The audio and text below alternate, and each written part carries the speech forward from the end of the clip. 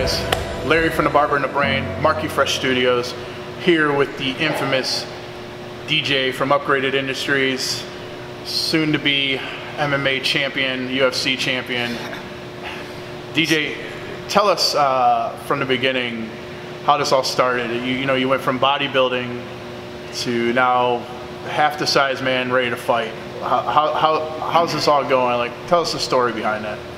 So Upgraded Industries initially got its name from me bodybuilding, from everybody knowing me from the bodybuilding industry. What people don't know is that I only started bodybuilding because I was forced to essentially quit fighting. Fighting was my passion. I loved it. I was at one point very good. Physically, mentally, I was a shitbag. I counted myself out a lot, but years ago I was very good. I got out of it. I got known for the whole bodybuilding thing, for being a huge guy. And I think a lot of people see me now and they realize, this dude's 60 pounds lighter. Holy shit, he can move, he can actually fight. And then they start looking, and I see a lot of my younger guys in here looking at the YouTube videos and Googling me. And the infamous fight where I knocked a guy out from my back, they all refer to that. And yeah, I am a fighter. I won the Golden Gloves, I can fight, and I love to fight, and that's what I'm good at. That was my true passion. I stepped away from it, and I won again.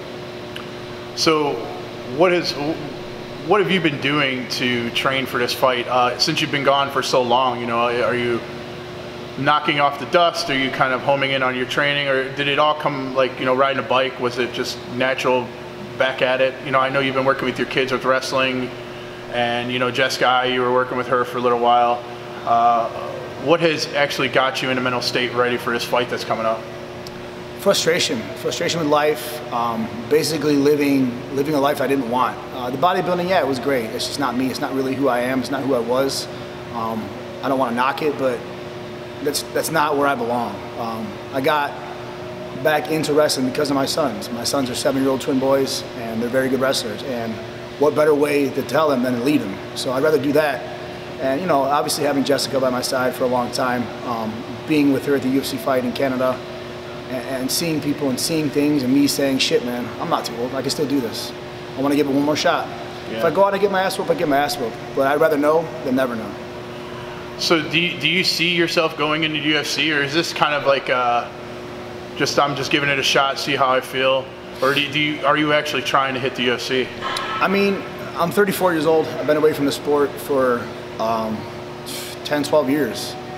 Has it come back? Yeah, it's come back a lot. I'm working on my boxing 3 days a week with my coach, who I won a Golden Gloves with. I go down to Cleveland, Old Angle Gym, and I work with him. I work with my 2 jiu-jitsu coaches, who are both high-level black belts, very, very good. Wrestling, I have multiple guys I bring in for that. I strength train, do my own conditioning, do all that stuff. That's what I'm certified at. I want to continue this my way. Do I think I could ever be the UFC champ? Fuck, dude, I don't know.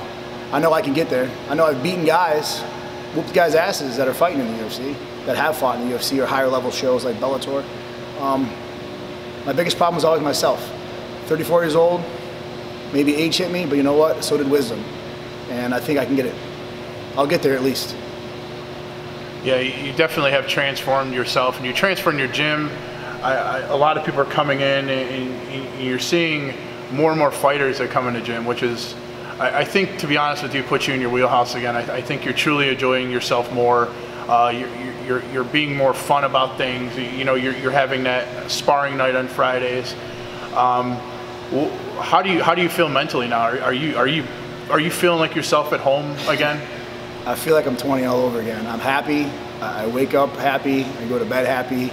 I love teaching these young guys. My youth program with my kids, I love those kids. Every one of them, I treat them like my own.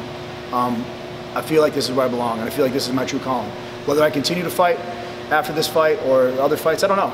But what I know I'm going to do is do what I love, whether it's fighting, wrestling, jiu-jitsu, boxing. I'm going to stay in this area, and this is where I'm going to succeed. Have you considered being a coach for anybody coming up, or? Absolutely. I have a roster full of young guys that I've been training. We're looking to make some of their debuts on May 18th. We're showing EPA for some of them, and then some other things down the road. I'm not going to put anybody out there that's not ready. I don't want anybody to get hurt. My biggest thing is their safety as well as everyone else's safety. Same thing, I teach my guys how to fight, but I tell them, if you use that in here, if you use that in the street, you're out of my gym, period. Yeah, I noticed with your sparring nights, you've definitely done that. You've kept it safe and kept it really good, and almost like a teaching lesson more than anything. It's not about winning or losing, it's about teaching. You've called a couple fights that were close. just to make sure everybody can walk away from the event and absolutely and safety come back. is first. It's not really a loss; it's a learn. Is the way I've become to look at it. I used to be so obsessive over winning, being the best, and honestly, that's what set me back to where I am now. I was so focused on always being the best that I couldn't even give up a point. I couldn't give up a takedown. I couldn't give up a position. I was so hard on myself that in reality I was destroying myself. Now, I just go out there and I say, fuck it, I want to have fun. With my young guys, I'm very protective over them. I want them to use this the right way. I enjoy teaching them. I want them to be safe. I want them to be smart. Typically, MMA fighters get a bad rap as it is because, we have tattoos and we're all badasses. That's not the case, man. It's a physical chess match, and people don't really look at it that way. I like to be a few steps ahead, a few moves ahead. And that's the way I teach my guys. Use your brains, as well as your body, but let's keep it smart and keep it safe. So you've definitely, with this, have changed your mindset. You've definitely, it's almost like you found your piece, which is good. That's a good mind frame to be in, And where do you see the gym going from now? I mean, so now that you're, MMA style and you've changed some things, do you see yourself expanding the gym and going bigger for MMA, or, because you're almost kind of running out of room now? I am out of room. A year and a half in, I'm out of room. I would love to expand the gym. I don't want to blow my wad and bite off more than I can chew. I don't want to sacrifice quality for quantity. So when I need to grow further, we will go further. I'll bring more people in, and as things unfold, we'll go that way. But right now, I'm cool with the guys we have. I'm cool with what we have. It's a good, tight-knit family here, and I like to keep it that way. And you said you were opening up MMA classes coming up too. You said that during the sparring event.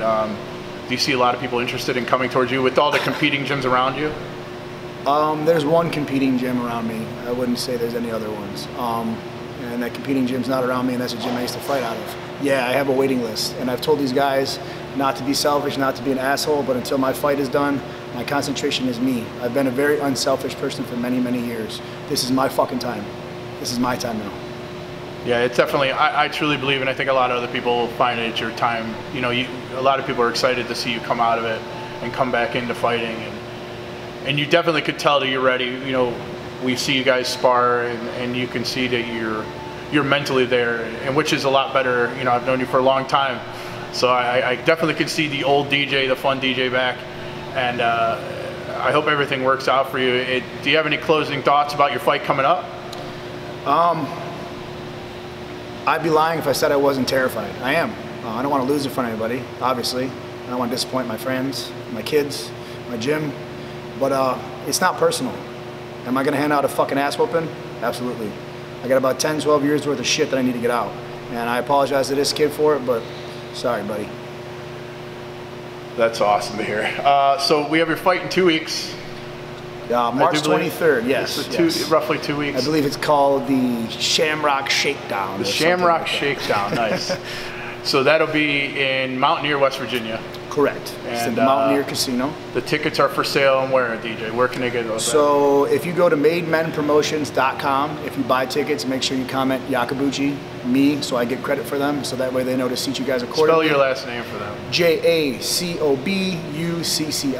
Or come into the gym and get them here. You can contact me via all our social media outlets, upgradedindustries.com, Upgraded Industries on Instagram, Upgraded Industries on Facebook, or contact my GR, Evie, and she will hook you up too. That's great to hear, man. I hope you sell a lot of tickets. I hope that I've already sold a lot of tickets. My phone has been nonstop for days. I really hope you come out with a victory, because I think you truly deserve it. I think you've been a long time coming, and I think you got a lot of fans here that hope you do it as well, and I hope you definitely succeed. Any final thoughts for everybody out there? No. Nothing. I'm choked up. The support's been amazing. Yeah. You guys are awesome. Well, you know what? You're one of the few people who are legit, and you wear your heart on the sleeve, and you definitely get upset and you turn into angry DJ as the Hulk behind you kind of fits you. But yeah, at the end of the day, I've seen you literally take your shirt off your back and give it to somebody, and you giving back to, you're doing this for the kids and for everything else. You're not the DJ people think you are. No, I caught a bad rap, and fuck it. Everybody does. They'll figure it out. Everybody does, and you doing this and showing that you're able to go back and fight and do what you got to do, that just proves that you know, you're never too old or you're never too far away to follow what your heart can hold. So DJ, on behalf of Mark and myself from Barber in the Brain, we truly are fans of you, and we're going to 100% support you. And I hope everybody goes out there and buys tickets. As he says, mention his last name. Spell it one more time because it's a fucking mess. Jacobucci, Jacobucci. Go on all of his websites. As a matter of fact, come in his gym and check it out if you can. And we hope to see you at your fight. And good luck. Thank you, guys. I appreciate you. Afterwards, let's get some fucking beers, huh? Yeah, there you go. Thanks, guys.